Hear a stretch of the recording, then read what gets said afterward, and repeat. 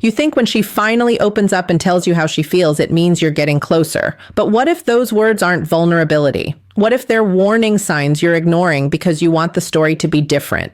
Listen, there are 5 specific statements that sound like honesty, like progress, like intimacy, but they're actually announcements of disrespect.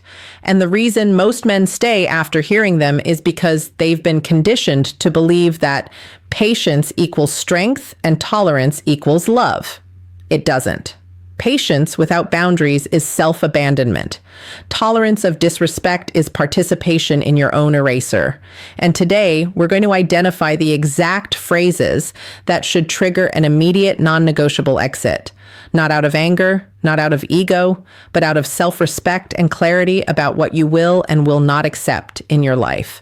Before we go further, do yourself a favor and subscribe to this channel. Not because I need you to, because you need the reminder. You need a voice in your feed that isn't going to coddle you or sell you fantasy. You need content that tells you the truth even when it's uncomfortable, especially when it's uncomfortable, because that's the only way you grow. Hit subscribe. You'll thank yourself later. You hear that and you think she's being honest. You think she's doing the mature thing by communicating her emotional availability. And on the surface, sure, it sounds reasonable, but here's what that statement actually means. 99% of the red flag nor one. She disrespects your ambitions time. I'm not ready for a relationship with you. Because if the right person showed up tomorrow, the person who triggered that chemical cocktail of attraction, respect, and fascination, she'd be ready. She'd find the time. She'd make the space. She'd reorganize her entire life if necessary. You've seen it happen. You've watched women who swore they needed to focus on themselves suddenly dive headfirst into something new with someone else. It wasn't about readiness, it was about desire. So when she tells you she's not ready, what she's really saying is, you're not compelling enough to make me want to rearrange my priorities. And that's fine, that's her prerogative. But your response should not be to wait around like a backup option. Your response should not be to prove yourself harder, to become more accommodating, to shrink your needs further.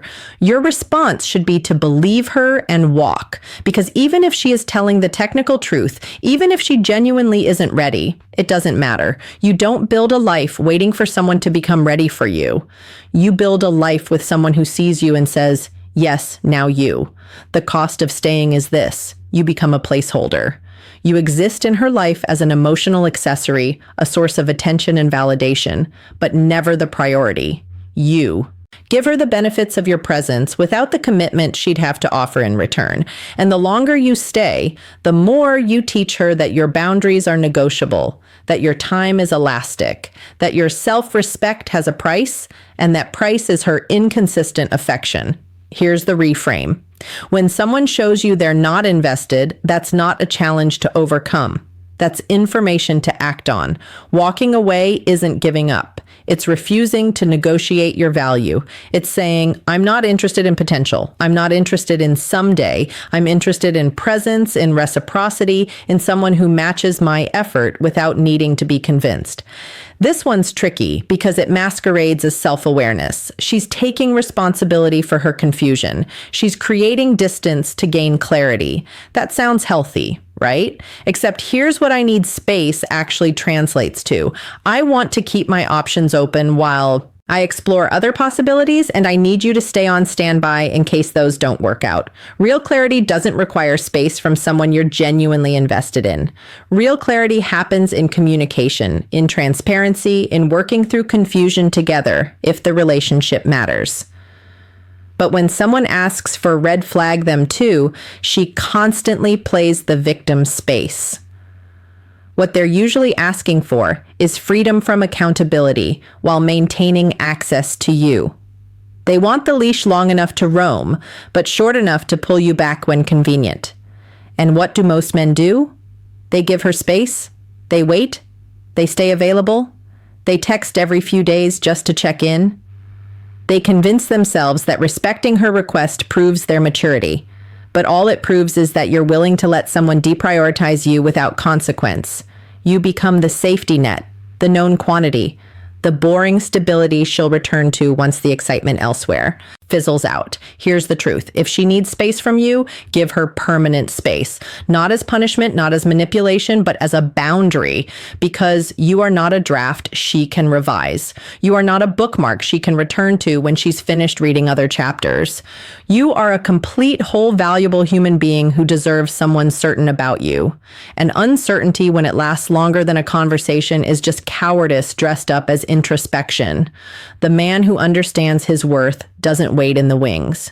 He doesn't pause his life while someone else decides if he's good enough. He keeps moving. He invests in himself, in his purpose, in people who are clear about wanting him in their life. And if she comes back later, maybe he's still available, maybe he's not. But either way, he hasn't spent the interim in emotional purgatory.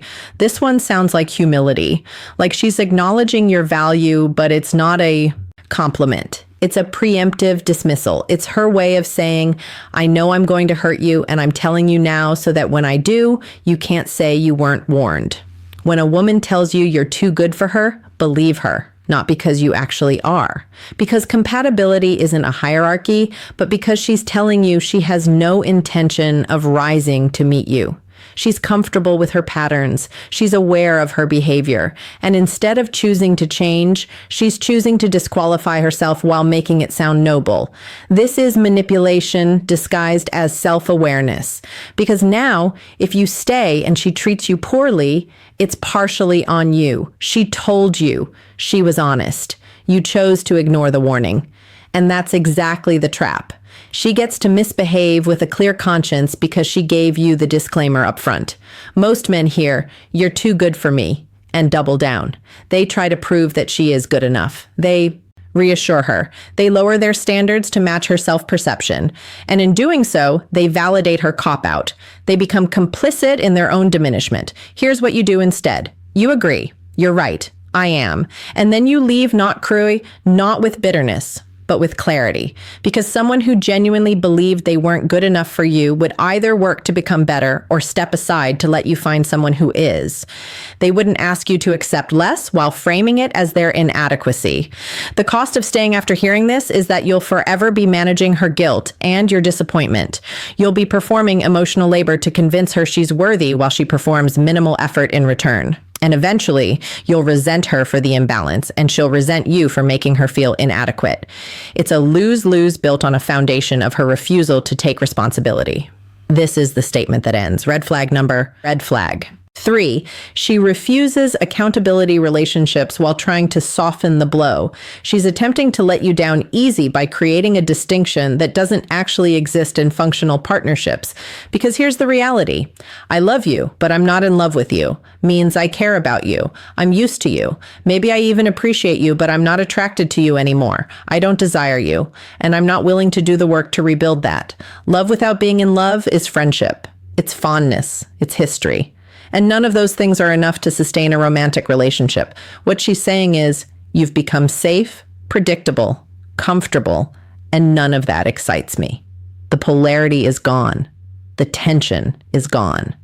And instead of working to recreate it, I'm going to frame this as a mysterious emotional shift that neither of us can control. But it's not mysterious.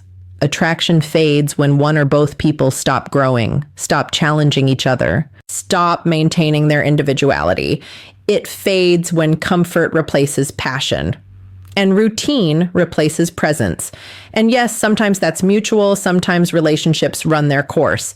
But when she phrases it as, I love you, but I'm not in love with you, she's making it sound like an inevitability rather than a choice.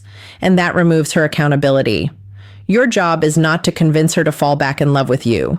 Your job is not to perform harder, to become more romantic, to recreate the early days. Your job is to recognize that she's telling you it's over and that she's hoping you'll do the heavy lifting of the breakup so she doesn't have to feel like the bad guy. Walk away not because you're hurt, though you will be, but because staying in a relationship where you're loved like a pet instead of desired like a partner is a slow death. It's the erosion of your self-respect one day at a time. It's waking up next to someone who tolerates you instead of chooses you. And you deserve better than tolerance. The man who values himself doesn't beg for desire. He doesn't negotiate for attraction. He doesn't try to logic someone into wanting him. He simply says, I understand. And he walks because he knows that the right person won't need to differentiate between love and being in love. The right person will feel both fully without caveat. This is gaslighting. Full stop. When a woman tells you you're overreacting to something she did or said, she's attempting to rewrite reality. She's telling you that your perception is wrong, that your feelings are invalid, that the problem isn't her behavior. It's your response to it. And if you accept that framing, you'll spend the red flag number 4. She uses manipulation tactics, rest of the relationship questioning yourself instead of holding her accountable. Here's the pattern.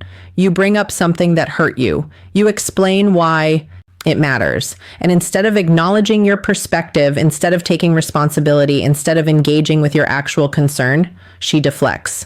She minimizes. She tells you you're too sensitive, too emotional, too insecure. And now the conversation isn't about what she did. It's about what's supposedly wrong with you.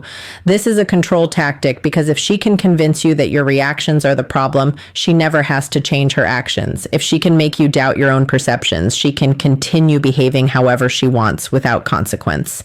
And over time, you stop bringing things up. You stop trusting your instincts. You start accepting treatment you know is wrong because you've been conditioned to believe the fault is yours. Let me be clear.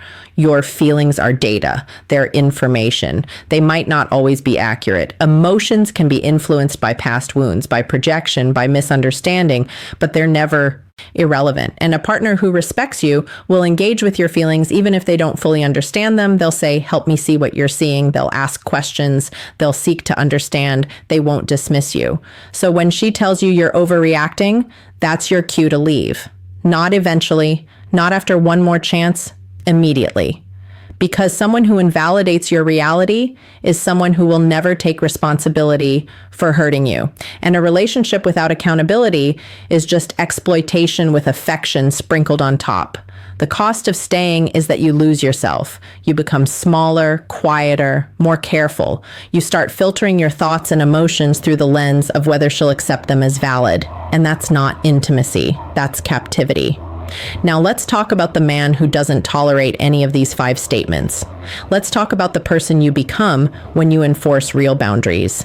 This man knows his value is not determined by someone else's ability to see it. He doesn't audition for love. He doesn't perform for approval. He doesn't twist himself into shapes to fit someone else's dysfunction. He's grounded. He's purpose-driven. He has a life that matters to him independent of any relationship. And he protects that life fiercely. When someone tells him they're not ready, he doesn't wait. He believes them and moves forward. When someone asks for space, he gives them all of it permanently. When someone says he's too good for them, he agrees and walks. When someone claims to love him but isn't in love, he recognizes the relationship is over and acts accordingly. And when someone tells him he's overreacting, he understands that his reality is being red flag. The murderer 5. She doesn't support your growth challenged, and he exits the situation without defending himself. This man doesn't argue, doesn't plead, doesn't try to change anyone's mind because he understands that people who want to be with you don't need to be convinced. They don't need time. They don't need space. They don't need disclaimers. They just show up consistently, clearly, without ambiguity. And here's what happens when you become that man. You stop attracting people who are confused about you. You stop entertaining relationships that require constant negotiation. You start drawing in people who are certain, who are ready, who see you and recognize immediately that you're not someone to play games with. Your energy shifts, your standards rise, and your life improves dramatically because you're no longer spending emotional resources on people who don't value them. So here's what you do right now, today.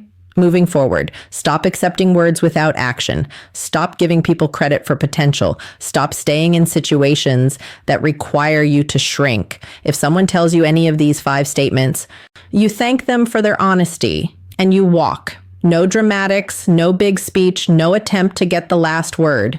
You just leave because your presence is a privilege and you're done granting it to people who don't treat it that way. Redirect your energy toward your mission, toward your growth, toward building a life so compelling that uncertainty from others doesn't even register as a blip. You become so clear about who you are and what you're building that anyone not aligned simply falls away without effort. And you start practicing the word no. No, I'm not waiting. No, I'm not staying in limbo. No, I'm not accepting blame for your behavior. No, I'm not negotiating my boundaries. That word becomes your anchor, your protection, your declaration of self-respect. Here's the truth they don't tell you. You are not the problem. Your standards are not the problem. Your desire for clarity, consistency, and respect is not the problem. The problem is that you've been taught to accommodate people who don't accommodate you.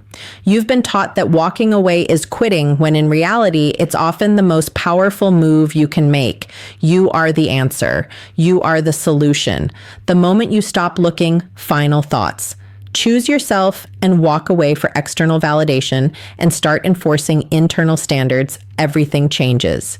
You stop being the man things happen to and become the man who decides what he will and will not experience. You stop being reactive and become intentional. And that shift, that single shift in posture, transforms every area of your life.